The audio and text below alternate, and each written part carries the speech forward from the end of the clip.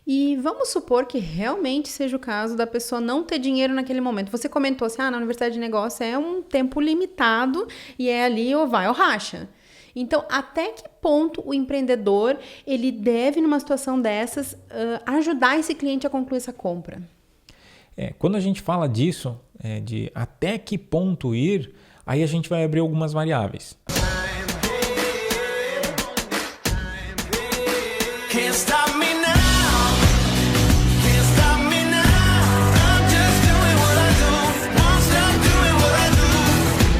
Sejam bem-vindos e sejam bem-vindas ao nosso terceiro podcast Empresa Lucro Forte. E nesse podcast nós vamos tratar de assuntos que você precisa para ter uma empresa lucro forte. O que é isso, Jackson? Empresa lucro forte é aquela que literalmente consegue ter uma tranquilidade todo mês, consegue gerar lucro todo mês, consegue ter, vou botar assim, estabilidade lucrativa. Sou Candice Engler. Sou o Jackson Engler. E hoje a gente vai falar sobre o que fazer quando o seu cliente diz eu não tenho dinheiro. E aí, Jackson, por que acontece da pessoa dizer eu não tenho dinheiro? E a gente vai para uma lista grande. Conta para nós.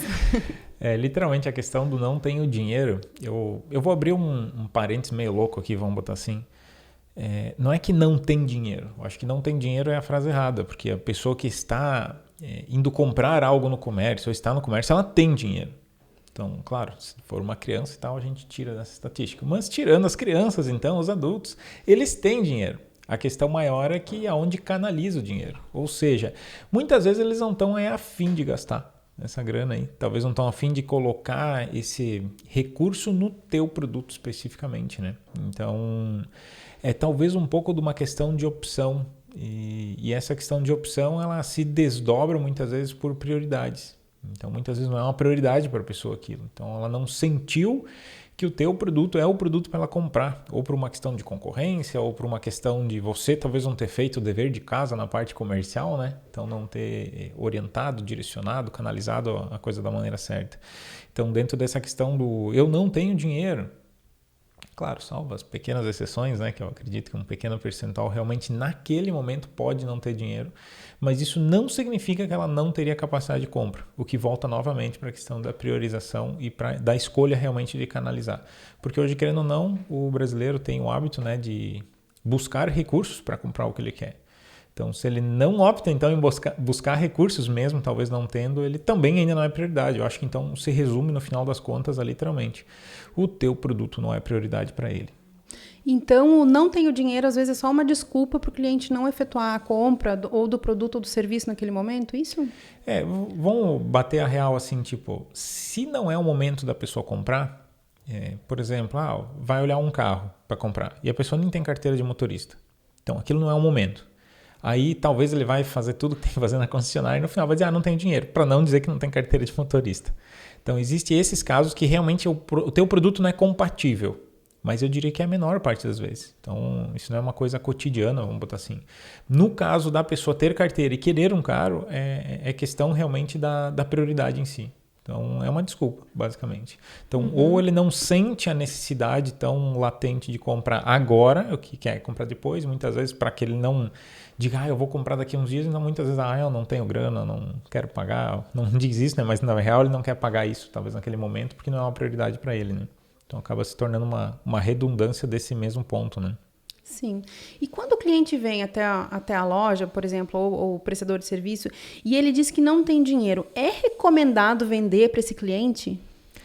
Aí tem aquela questão, né, do se isso é justo, não é, né? Ou, é ético isso? Forçar a barra, né? Vamos botar assim, né, na venda.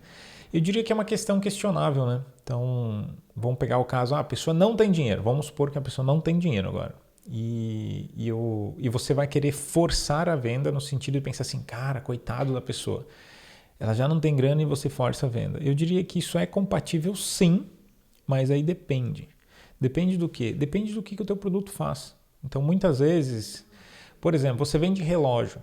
Você vende relógio Rolex, sei lá quanto custa um Rolex, mas custa uma grana um Rolex. E vamos supor que é um Rolex de 25 mil reais.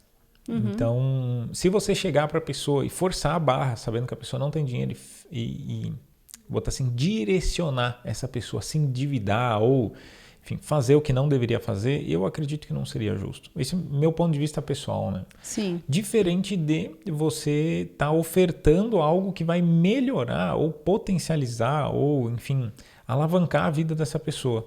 Então, um exemplo que até eu mesmo ouvi esses dias, uma coisa muito parecida com essa, o cara disse assim, imagina se que você tivesse um apartamento à venda em Copacabana, um duplex, vamos pegar sei lá quanto que vale, mas eu acredito que passa de 7 dígitos, passa de 1 milhão o apartamento na beira-mar em Copacabana, e você estivesse vendendo ele a 100 mil reais. Tipo, é 4 vezes mais caro que o relógio, mas eu acho muito ético, tipo, se a pessoa não tem grana, dizer, cara, dá um jeito de conseguir os 100 mil reais. Que se você conseguir os 100 mil reais ali, você pode revender esse apartamento e, enfim, acabar com o teu problema de grana. E ainda tem, agora juntando com o ponto anterior ainda, nesse ponto em específico a gente ainda vê a questão de prioridade. Então, para você que está ouvindo, ou vou pegar para mim, cara, se me oferecesse um apartamento a 100 mil, mesmo não tendo a grana, eu dava um jeito. Correria atrás, faria o que fosse possível, porque isso poderia me capitalizar. Então, eu estaria indo atrás de algo que realmente me ajudaria. Então, obviamente, daí cada cabeça é uma sentença, que nem diria a vovozinha, né? Acho que cada um tem sua forma de avaliar, mas dentro desses critérios é a forma com a qual eu avalio esse ponto. Então, se esse produto que você quer comprar, esse serviço que você quer adquirir, ou que você presta, ou que você vende, é um produto ou um serviço que potencializa o teu cliente a se alavancar, às vezes até mesmo financeiramente, eu acho que é mais do que justo. Na verdade, é teu dever brigar porque o teu cliente compre isso, para que ele consiga, vamos botar assim, dar a volta por cima. Ou para se você está querendo comprar um produto desse, para que você dê a volta por cima. Então, saiba avaliar qual é o produto que vai te ajudar e qual é o produto que só vai te endividar, vamos botar assim, né? Uhum. E essa questão de eu não tenho dinheiro, tu acredita que está vinculado, relacionado com a crise? Porque o pessoal faz alguns anos, né? O Brasil está em crise, estamos em crise, e ainda continua esse papo, estamos em crise. Tu acredita que está relacionado o fato de não ter dinheiro com a crise? Quando a gente fala crise, aí é uma caixinha de surpresa, né? Porque existem vários tipos de crise, né? Uhum. Vamos classificar. Existe a crise do Brasil, então, que particularmente é a que menos importa. Agora meio que quebrei, né, as ideias de todo mundo. Mas o Brasil é que está em crise, esse é o motivo. E na verdade é a que menos importa. Porque se tu pegar agora, por que o Brasil está em crise? Porque ao invés de ter um crescimento de 3% ao ano, foi para um crescimento de 1% ao ano. Mas presta atenção, está crescendo. Então, assim, essa visão de que está em crise é muitas vezes a mídia achando indicadores que baixamos 50% o crescimento do Brasil, de 2% para 1%. Mas presta atenção, ainda está crescendo. E muitas vezes é a forma com a qual você enxerga aquele dado. Agora, vamos parar e falar real. Em termos de Brasil, para o teu negócio aí, para você que está vendo ou ouvindo isso aqui, pensa assim, para o teu negócio, se o Brasil crescer 1%, 2%, 3%, 4% ou 5%, faz diferença?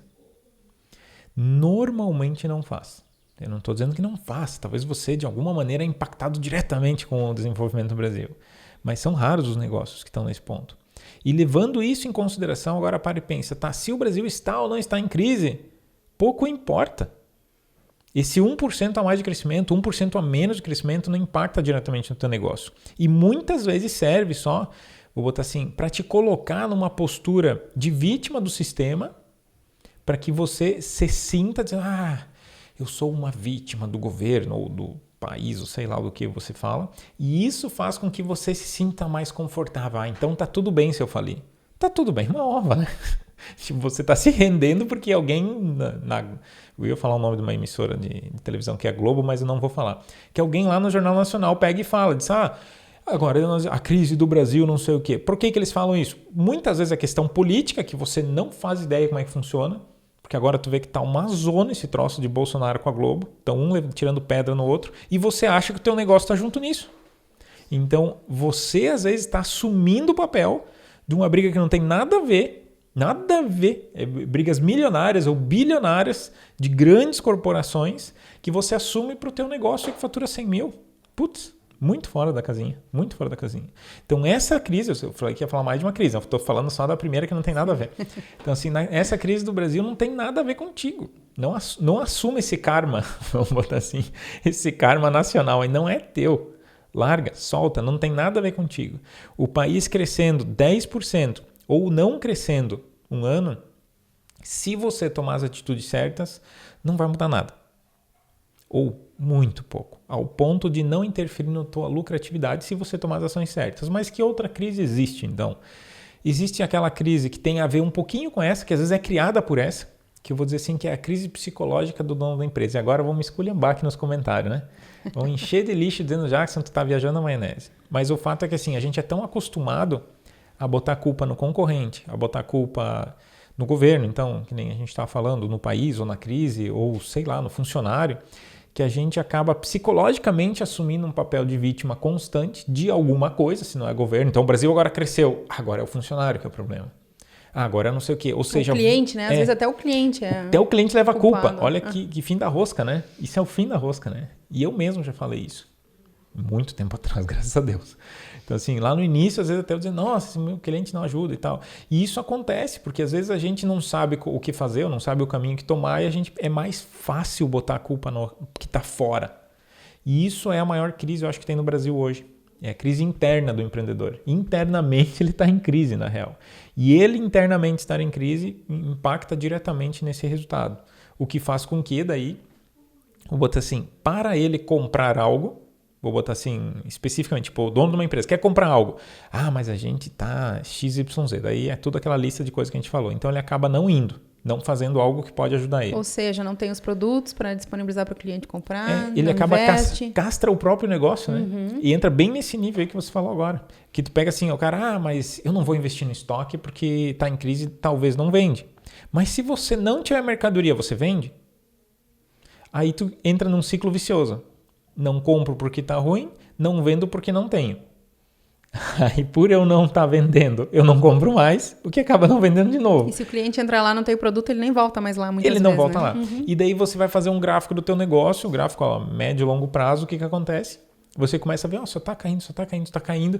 Aí tu pensa, eu não vou comprar aquele equipamento novo lá, porque não adianta, né? O país está em crise. Só que nada mais é do que frutos das suas escolhas. Então essa crise, na verdade, ela é mais criada do que, vamos botar assim, realmente um fato, né?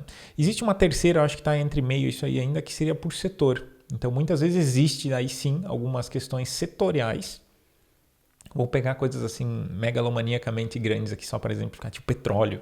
Acontecem crises de petróleo. Eu acredito que você que está me ouvindo não tem uma indústria, uma refinaria de petróleo.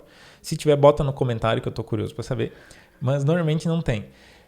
Mas tipo, o ramo de alimentação está em crise? É meio difícil. As pessoas têm que comer. Não vou dizer que regionalmente não pode ter impacto, entrar um mega de um mercado naquela região, mas não quer dizer que esse mercado em si, o mercado da alimentação, vai entrar em crise. Na verdade, um concorrente entrou no mercado com um impacto diferente e cabe a você, no caso, contornar isso com uma outra estratégia para ajustar as peças do tabuleiro dentro da tua região de atuação. Então, pode haver crises momentâneas por uma interferência maior, né, no caso, ou de grandes mercados ou de um grande concorrente, mas são coisas muito pontuais. E se você já por muitos anos está sofrendo por isso, aí obviamente você não está fazendo nada que deveria para estar contornando, porque só pode ser uma questão momentânea, não uma questão eterna. Tipo, não, mas eu sempre estou sofrendo com o concorrente. Então você sempre tomou as decisões erradas. Essa é a questão, para não ter contornado já isso antes. Então você está deixando isso acontecer. Ou seja, a questão da crise ela não interfere diretamente, realmente, nessa questão do tenho dinheiro não. Voltei lá no começo da conversa agora. Porque isso é muito uma questão da forma com a qual o cliente está percebendo. Então as pessoas percebem a crise.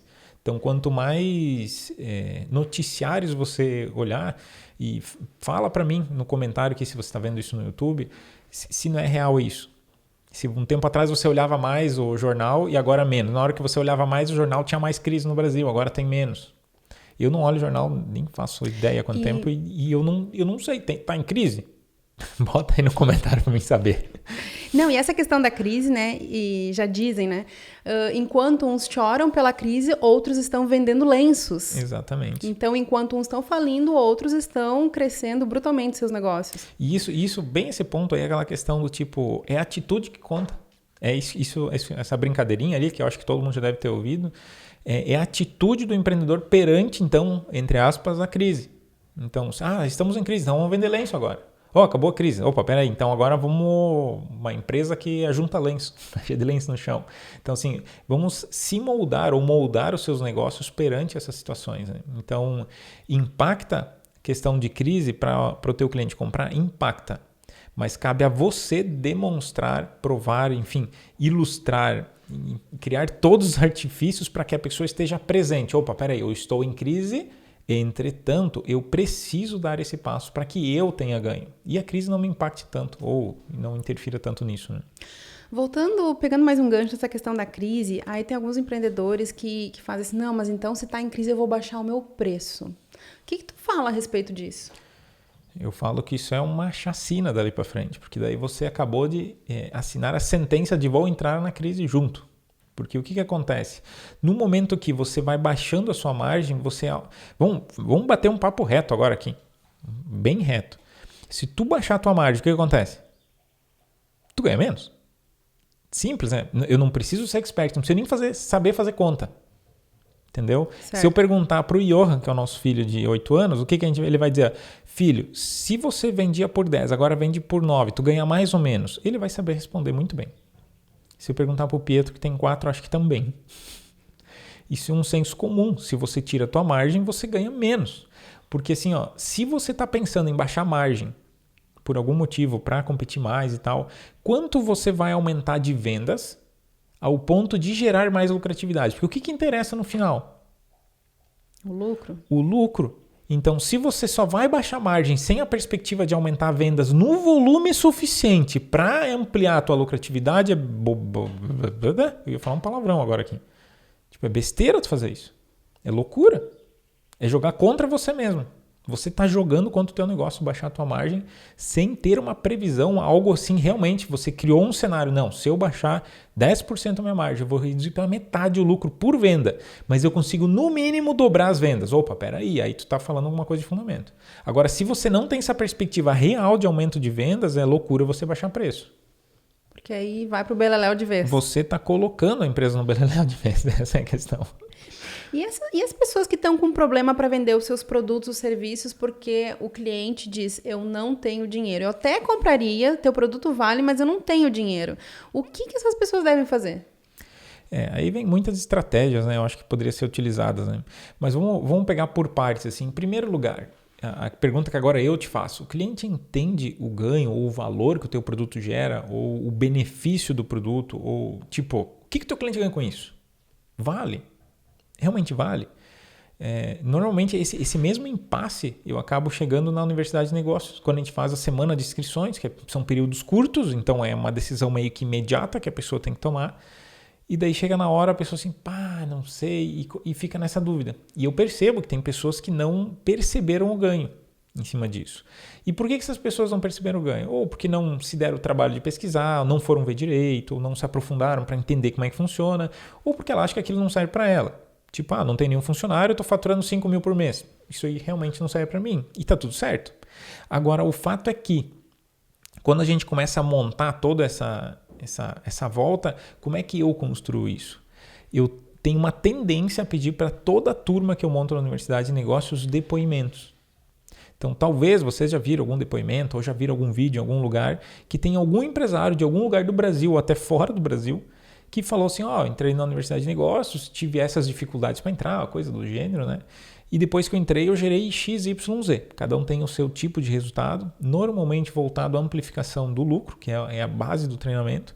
E quando você começa a ver esses depoimentos, tu começa a parar e pensar assim, peraí, eu quero esse resultado para mim?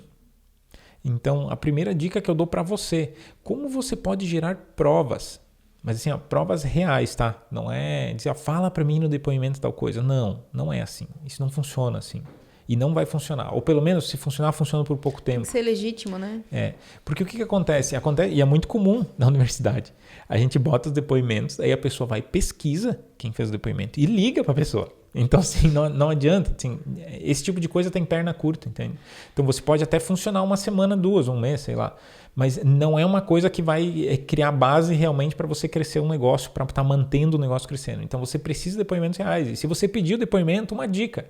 Pede para a pessoa, fala real. Então, assim, se tem algum aluno aí que vai ouvir esse vídeo aqui no YouTube, bota aí. Não é assim que eu peço, eu falo real. Fala a real. É isso que eu quero, que fale a real. O que aconteceu de verdade? Porque assim, ó, hoje tá muito cheio de coisa que não traz benefício. E aí que vem talvez a maior objeção para o teu produto, que vem a maior objeção para a universidade de negócios. Tem um monte de lixo no mercado. O famoso produto da China, né? Não desmerecendo. Que o chinês, milagroso, né? É, o milagroso. Tem produto da China também que é bom, né? Mas é difícil tu achar lá no meio, que é muito produto. Então, e existe um muito milagroso. Então, tu olha, por que tem curso, não sei o que lá, de parte administrativa, de empreendedorismo de R$50? Porque talvez só vale R$50. E tu olha lá, não tem nenhum comentário. Então, por quê? Porque muitas vezes é uma planilhazinha que no meio do todo tu não sabe nem como é que fazer aquilo lá rodar ou não tem capacidade de gerar resultado. Agora, como você prova isso para o teu cliente? Que o teu produto vai gerar resultado? E aí que vem talvez outros clientes. E se for, às vezes a gente fica pensando, mas no meu caso é uma padaria, como é que eu vou pegar um depoimento? Manda o teu cliente tirar uma foto com os pães com a família dele. Olha, simples. Essa foto prova que o cara comprou teu pão e ele não iria tirar essa foto e passar para você se ele não gostasse. Então, a foto fala por si só. Entende? Eu vendo tinta, como é que eu vou pedir um depoimento? Sim, minha casa pintou. Não, manda o cara tirar uma foto na frente da casa pintada. É a prova real, sabe? É um fato aquilo. Não tem como desver algo que tu tá vendo ali. Nesse caso, eu falei em imagem. Se a pessoa filmar a casa falando na frente, melhor ainda. Nem todo cliente se dispõe a isso. Mas tem muitos que se dispõem, porque elas criam, vou botar assim, uma espécie de gratidão que realmente dá vontade de fazer.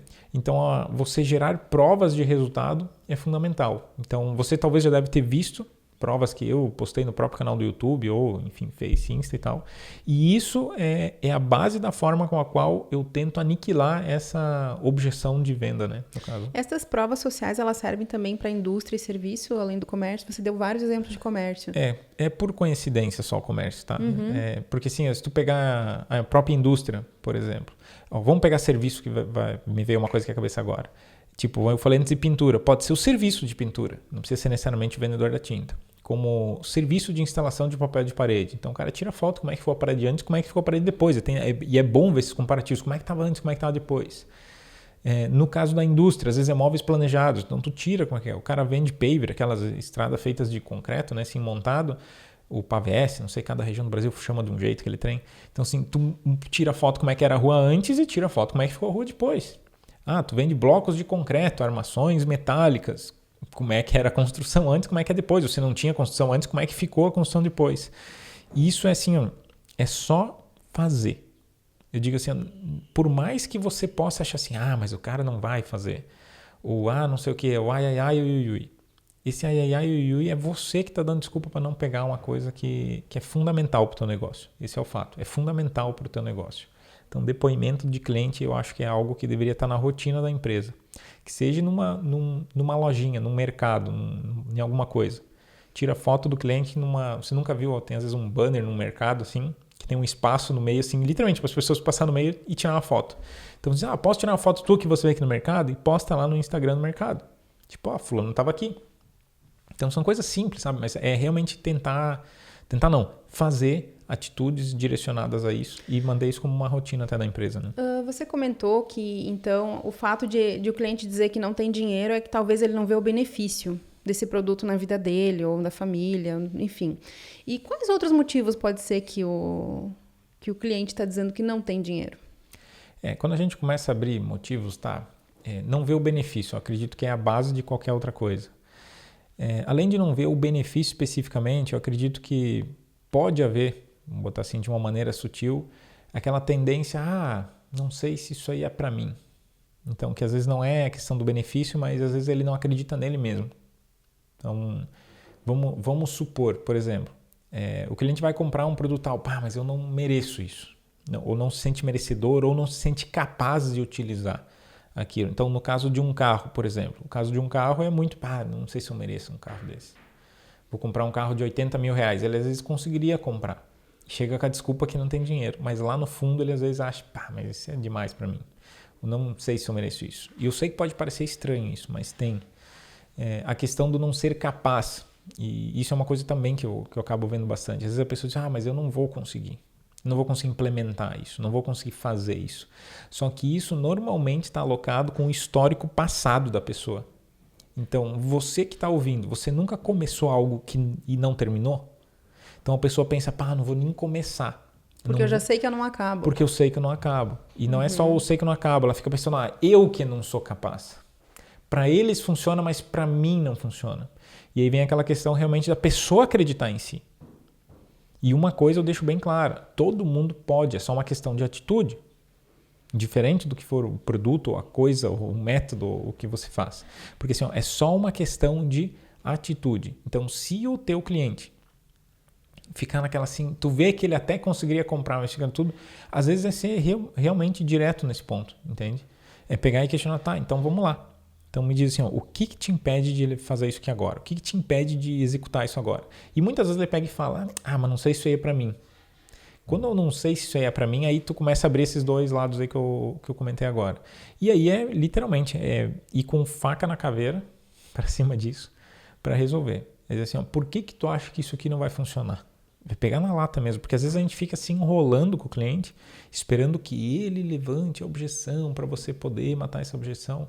E não, a responsabilidade é tua, literalmente. Se você está vendendo um produto, você deve ir direto no meio da testa, literalmente. Não faça a volta, não tente fugir disso, entende?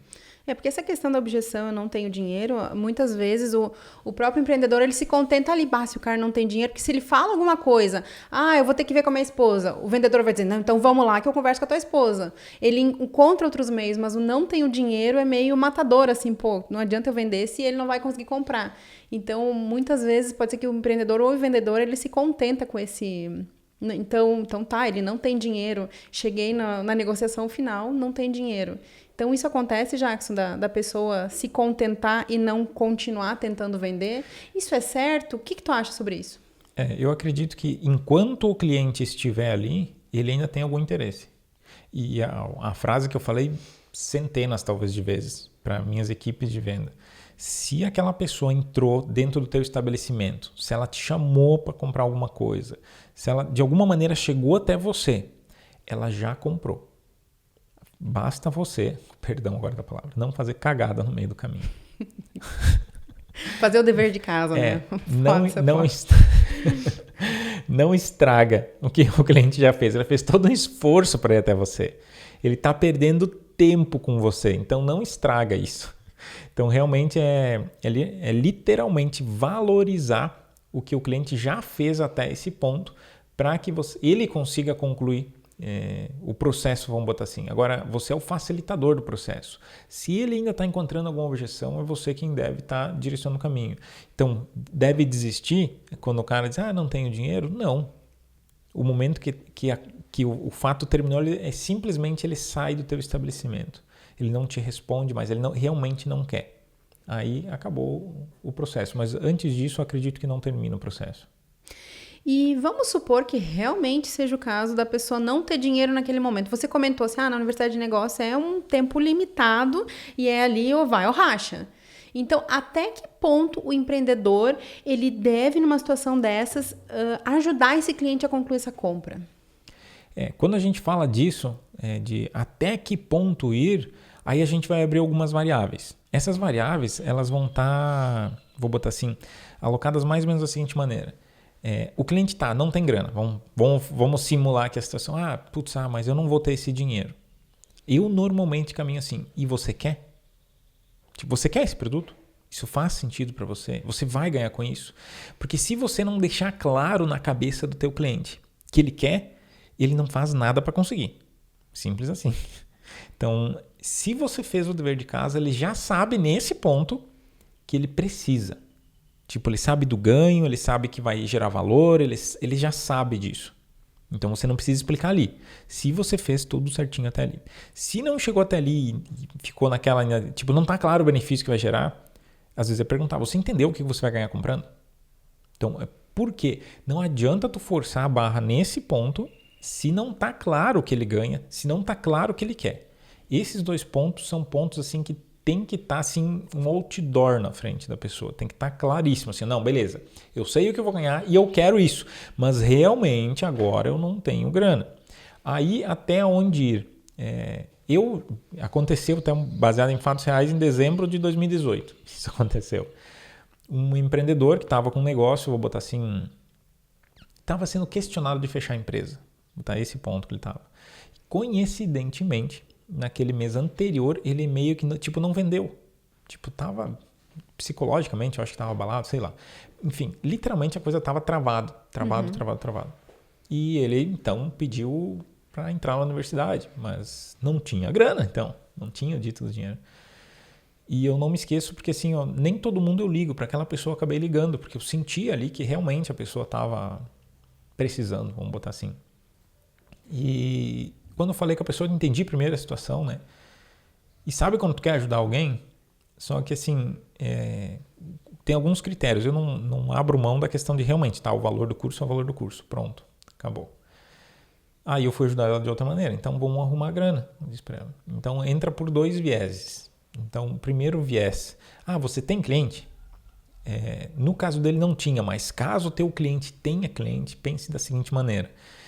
Liste todos os clientes que tenham contas a pagar ainda para você.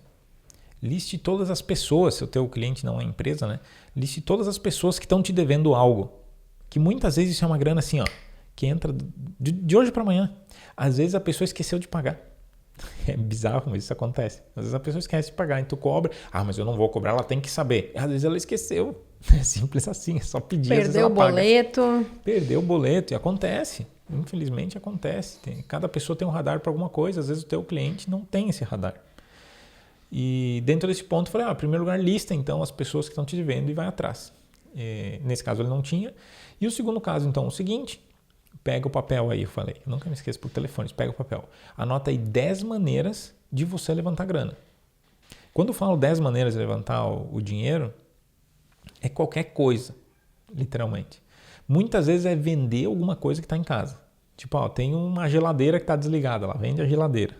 Sei que é meio bizarro chegar nesse ponto, mas só que assim, o seu cliente sabe o ganho e ele quer, ele vende a geladeira. Entendeu? É real isso. Não é invenção. Esses dias eu fiz uma live e falei de vender a bicicleta. Tem gente até que comentou, o Jackson é demais, né? Mandou vender a bicicleta. Mas literalmente vender aquilo que não usa mais. Pensa assim, você trocar algo velho por algo novo que te traga benefício. Esse é o pensamento que deve estar no teu cliente. Segunda coisa, além dessas da quinquilharia, vamos botar assim, né? Que eu sei que é um meio forte, mas querendo ou não, pode ser uma saída do teu cliente. Então, vocês vão dizer para ele, cara, vamos fazer o seguinte, tu tem não sei o quê, vamos ir nessa direção. A outra situação agora, no meu caso como dono de empresa, o que eu falo? Além de cobrar cliente atrasado, é listar clientes que podem comprar o teu produto ou recomprar, se é recorrente. E muitas vezes a gente não faz o dever de casa. Você deveria estar fazendo isso agora com a tua empresa. Uma dica assim, diferente de você estar querendo não comprar alguma coisa, faça o que eu vou te falar agora.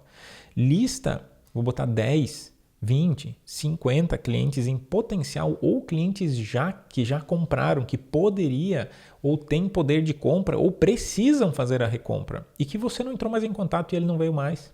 Às vezes ele não veio mais por comodismo. É muito louco isso. Às vezes o cara só não veio mais por comodismo. Por algum motivo ele passou em outro lugar e comprou em outro lugar o teu produto. Então, de alguma maneira, você deve fazer o dever de casa. E que dever de casa é esse? É manter o contato quente com os teus clientes. Então, você deve orientar o teu cliente também, tá? Me diz como é que você pode arranjar. Então, lista 10, 20, 50 pessoas para estar entrando em contato e conseguir levantar essa grana. Ou em fazer negócio, ou em vender alguma coisa, em fazer alguma coisa. Se a pessoa realmente estiver comprometida, perceber a importância do produto, ela faz. Se ela não fizer, ela não está comprometida com aquele resultado que o teu produto entrega. Tipo, no meu caso, é bizarro isso. No meu caso, mas isso é muito bizarro. O cara às vezes não tem resultado na empresa e não consegue se comprometer. Porque está naquilo que a gente falou bem no começo do podcast. A pessoa está com a crise dentro dela. Ela está em crise. Ela está em crise ao ponto de dizer assim, eu não consigo mais. E daí ela se entrega. Ela só não admite isso. Ela está esperneando, está morrendo, e aqui é a estatística do Brasil, 69%. E não reage. E não é que não reage, ela até reage. Mas ela já aceitou a morte. Entendeu? Ela já aceitou literalmente a morte. Então, assim, morte, nossa, que dramático nós estamos aqui. Mas aceitou a falência do negócio, não a morte, né? Então, assim, muitas vezes a pessoa, já está tão desgastada, apanhou tanto em cima do processo, que por algum motivo ela já não acredita mais nela, e mesmo ela estando ali, tá assim, eu quero, mas eu não acredito que eu vou conseguir fazer. E o fato que ela pode fazer, todas podem, só é uma questão de atitude, mas só que assim, a mudança de atitude por si só, muitas vezes ela não acontece. E uma coisa que eu tenho percebido, eu faço uma analogia muito simples, né? Vamos pegar que o empreendedorismo não é uma luta de MMA. Então, se tu parar e analisar uma luta de MMA, imagina assim, vou entrar no empreendedorismo, vou entrar num ringue de MMA. Welcome to the jungle. Os caras estão preparados lá, vão te dar uma surra daquela. Ou você literalmente toma as atitudes certas, dá o soco do jeito certo, dá o chute do jeito certo, defender do jeito certo, saber esquivar, saber a luta de solo, enfim, não sei agora quanto você entende aí de... Eu não entendo muito não, tá? Mas estou dando exemplo do que eu já vi. Então, literalmente, se você está preparado, tomar as atitudes certas, você tem muito mais chance de vitória. E essa questão do não tenho dinheiro pode ser uma questão de timing também, que seria a forma de pagamento. Eu não tenho hoje o dinheiro. E uma flexibilização desse empreendedor com o cliente. Isso aí acaba interferindo no processo da venda? Com certeza, né? Mas aí a gente abre um leque, vou botar assim, para políticas financeiras e comerciais. Então, você tem que estar presente com a tua capacidade, agora eu vou chamar de financiamento, do cliente. Porque daí tu pode entrar numa zona de risco com isso. Tu pode entrar numa zona de risco. Não estou dizendo que isso vai acontecer, mas se você... por algum motivo, começar a financiar muitos clientes e você não tem capital de giro suficiente, você pode comprometer o processo todo. Não ter mais capacidade de compra de material ou de serviço ou de pagar fornecedores. E daí diminuir o volume, quando vê, você começa a encolher a empresa sem querer. Ou você começa a pegar capital de giro no banco. Então, assim, você pode estar se colocando numa situação complexa, vamos botar assim. Se você tem capacidade de financiamento, aí é outra situação. E dá para fazer com segurança... eu acredito que deve ser feito, com certeza, porque tu pode alavancar muitas vendas com isso. Então, por exemplo, e até para entender o modelo de negócio, né? Tipo, tu pega o modelo de negócio das Casas Bahia. Tipo, o que eles vendem? Talvez você vai dizer que vende imóveis. Não, eles não vendem imóveis. Eles têm lá na loja para vender isso. Mas só que o que eles vendem é dinheiro. Nada mais é do que um banco que vende em 12, acho que agora está até 17, mais. 17, 18, 20, deve estar 24, talvez agora que você está vendo o vídeo está em 48 vezes. E o que eles vendem é dinheiro. Eu me lembrei de uma história, se tu me permite contar, a nossa máquina de lavar, a gente comprou nas Casas Bahias, e a gente, muitos anos atrás, uns 13, 12 anos mais ou menos atrás. E aí a gente queria comprar aquela máquina de 15 quilos, né? Um dia a gente vai ter filhos e tal, já vamos comprar uma máquina grande. Aí a gente foi nas Casas Bahia e a gente não tinha cartão de crédito, nada. Não, eles já fizeram cartão de crédito. Cartão na hora, né? Fizeram cartão na hora, com o limite não sei de quanto, 5 mil naquela época. Minha nossa, era 7 mil reais. Era muito limite e a gente parcelou em 17 vezes sem juro aquele valor. Então, realmente, assim, é uma estratégia para facilitar, né? Só que eles fizeram um cartão de crédito e o risco naquele caso não era deles, era de quem fez o cartão de crédito, obviamente, né? Porque foi com o Bradesco. Então, é uma dica para que fica aí, né? Para quem quer vender. E é só para pegar o pulo do gato. Tu falou 17 vezes sem juros, né? Sem juros. Para ver como tu caiu, né? Que eles ganharam juro com certeza. Porque o negócio deles é esse, né? Então, é realmente tirar essa margem aí do dinheiro emprestado, no caso, né? Então, aí que está o ganho deles, no caso, que é um modelo de negócio específico. Agora, voltando para essa realidade de você financiar o cliente, se você tem isso tudo muito bem calculado, tem o pé no chão, caraca, tem que fazer mesmo. O problema é você achar que a grande sacada está no financiar. E aí eu te questiono, como fazer? E olha, tema de casa agora aqui. Olha que doido o tema de casa, né? Esse dia eu falei para os alunos da universidade, agora estou falando aqui. Tema de casa, então, para quem está ouvindo o podcast. Como você pode financiar o teu cliente sem tirar R$1 do bolso? E eu sei que se você for muito criativo, você consegue. Tem muitas empresas. Na Universidade de Negócios eu dou algumas orientações até e estimula esse tipo de coisa. Muitas vezes você consegue pegar modos da pessoa pagar no cartão em 10 vezes, você não precisar pagar o juro. Às vezes nem o cliente, às vezes tem, enfim, facilita o processo todo e você alavanca a venda sem tirar R$1 do bolso. Essa é uma grande sacada. E é uma venda segura, né? É uma venda segura. Diferente de anotar lá, anota lá no... O anotar no bloquinho, olha, não sei se você faz aí, até se quiser botar no comentário só para a gente saber se tem, né? Que eu sei que tem gente ainda que faz isso, mas deveria ser abolido. Então, o famoso bloquinho, ele deve ser substituído literalmente por um negócio mais formalizado. Então, o bloquinho de papel não te dá, muitas vezes, capacidade de cobrança disso na frente. Ou seja, você tá... É a mesma coisa de dizer assim, não, agora tu está me devendo R$100 e confiar que um dia eu volto lá. Então, por mais que, mas o cliente sempre comprou aqui, sempre tem a desculpinha para fazer a coisa rodar por comodismo, muitas vezes. Mas agora, tentando romper, sair fora dessa lógica, aí realmente você precisa ter algo mais palpável, vamos botar assim, para isso, né? E Jackson, para a gente encerrar, qual a dica que você deixa para os empreendedores que estão sofrendo com essa questão de o cliente dizer, eu não tenho dinheiro? Em primeiro lugar, você tem que estar consciente que isso é um problema para você. Muitas vezes acontece e a pessoa não está consciente, sim, não caiu a ficha que esse é um problema. Faz de conta que não acontece. E aí diz, mas não compro. Quando você estiver consciente, se isso realmente é um problema para você, está consciente, aí você cria estratégias para isso. Literalmente, você cria estratégias para romper essa barreira. Tipo, não tenho dinheiro hoje, semana que vem eu compro. Como você pode romper isso? Gerando uma semana de crédito, gerando um pagamento para a semana que vem, enfim, como fazer isso? Gerando o cartão no momento para o cliente. Indo atrás do cliente semana que vem, agendar né, essa visita. E dependendo do tipo do projeto, se for projeto, coisas maiores, realmente, então beleza, em 7 dias eu tô lá. Então, em 7 dias eu tô junto, tô na tua casa, se for o caso, ou você vem aqui de novo, enfim. Mas deixe o negócio fechado, não perca o negócio. Então, fecha o negócio, daqui a uma semana a gente efetiva ele e já deixa no papel descrito, só precisa o prazo do pagamento. E isso faz com que você, estando consciente, você comece a criar estratégias. O maior problema hoje é o quê? O empreendedor tem um monte de problema, faz de conta que ele não existe, o problema, e não age a favor do seu negócio. Ele simplesmente é o comecinho da nossa história, a vítima do processo e não age de acordo para romper. Então, no momento que você está consciente do problema, o teu cérebro, a tua equipe, o teu negócio começa a pensar em como romper a barreira. Então, assim, existe fórmula mágica? Não. Agora, se você implementar ou direcionar o que a gente falou nesse podcast, que com certeza vai facilitar, vai provavelmente converter algumas vendas a mais por alguns fatos muito simples. Às vezes, literalmente, o cliente só está querendo, entende do benefício e falta você dizer, e o que tu pode vender para conseguir a grana? Às vezes o cara diz, putz, tive uma ideia. E às vezes tu efetiva a venda numa frase que talvez você nunca pensou em falar. Só que assim, se você está comprometido com o teu negócio, com as tuas vendas, você vai tomar as atitudes e dar oportunidade para o teu cliente comprar, seja ela qual for. Então é realmente trabalhar de acordo, trabalhar na direção para romper, agora falando desse ponto em específico. E se o cliente vê o ganho, tá comprometido, que eu digo isso, ele tem que estar comprometido com querer aquele resultado. Às vezes tu pode perguntar, realmente tu quer esse resultado? Eu pergunto na cara dura, às vezes o pessoal que está assim para entrar na universidade, e aí, tu quer melhorar o teu resultado ou tu só tá afim assim de dar uma melhoradinha, não está comprometido realmente? Não, tô comprometido, então vai nesse sentido e as pessoas vão, as pessoas literalmente vão. Mais alguma dica? Uma dica, continue participando dos podcasts.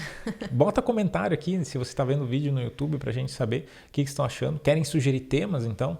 Acho que fica aberto também, né? Porque querendo ou não, a gente tem alguns conteúdos específicos que a gente já sabe que vai agregar para você. Agora, se você por algum motivo acha, Jackson, isso aqui seria fantástico, que eu posso vir no carro, andando no trânsito, né? Então, ou aqui no YouTube, né? Ou aqui no podcast, não sei de onde é que eu estava me ouvindo agora, mas enfim. Deixe sugestão aí de comentário, a gente vai ficar feliz em estar colhendo as sugestões e talvez gerando um conteúdo mais focado, né? Esse foi o nosso terceiro podcast, Empresa Lucro e Forte. Até o próximo podcast, então. Até o próximo. Tchau.